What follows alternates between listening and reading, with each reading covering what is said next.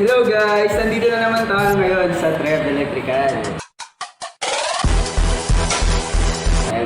So ngayon guys, welcome sa bagong studio natin. Ayan. So flex ko lang. So may mga automatic ilaw to. Wala pa nga eh.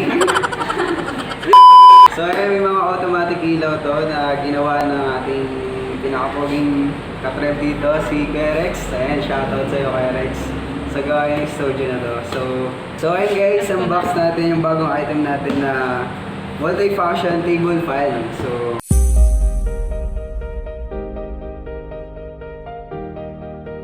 balot na balot. Ayan. So ito yung bagong item natin sa Trev Electrical. Ayan. So pakita natin yung mga use niya.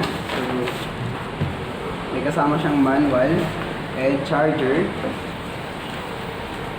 So lagyan natin dyan. Ayan. Yung multi-function table fan natin, so bukod sa meron siyang fan, meron pa siyang dimmable lights, emergency light. Ayan, tawag ito emergency light. So naka LED na rin siya. So yung advantage niya dito sa multi-function table fan natin is kahit ma-overcharge siya, okay lang, or ma-over-discharge siya, okay lang din. So meron siyang protection. And bukod doon, meron pa siyang USB mobile phone charger. Ayan. Tsaka yung ilaw niya, dimmable. So pwede siyang pahinaan or palakasan. So okay na okay.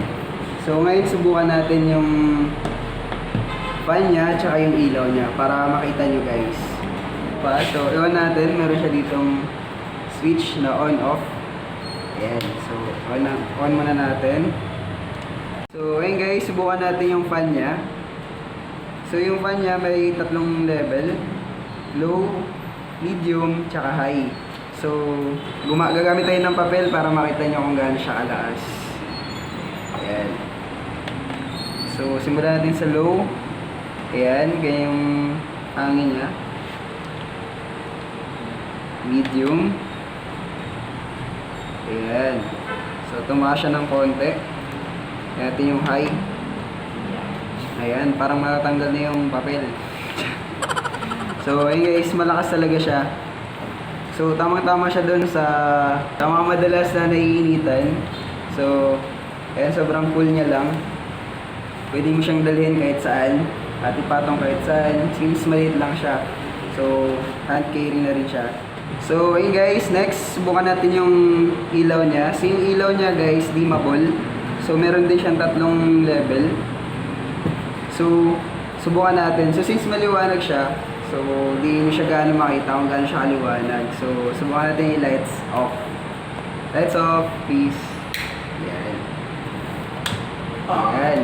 Subukan natin yung pinaka-start niya guys, yung pinaka-high, pinaka-mataas. Then kapag pinindot nyo siya ulit, ayan, so pababa siya. Ayan, isa pa. Ayan, so kung nasisilawan kayo sa una, so pwede siyang pahinaan. So, ayan, tatlong level siya. And LED din siya yung ilaw niya, so hindi siya umiinit. Ayan. Ayan, sir. Ayan, okay na yung ilaw natin. So, pakita naman natin yung sa likod niya dito. So ayun guys, ang mini table fan natin. So dito pwede rin kayo mag-charge gamit yung mini table fan natin kasi meron siyang USB port para sa charger natin. So subukan natin siya sa phone.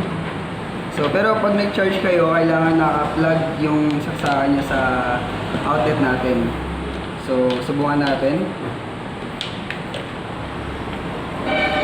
So makikita lang siya sa likuran. Meron siyang 5 volts out. Ayan. Ayan, subukan natin. So, ayan. Kung napapansin nyo, yung merong symbol na sign, talaga charge. Ayan. Ayan.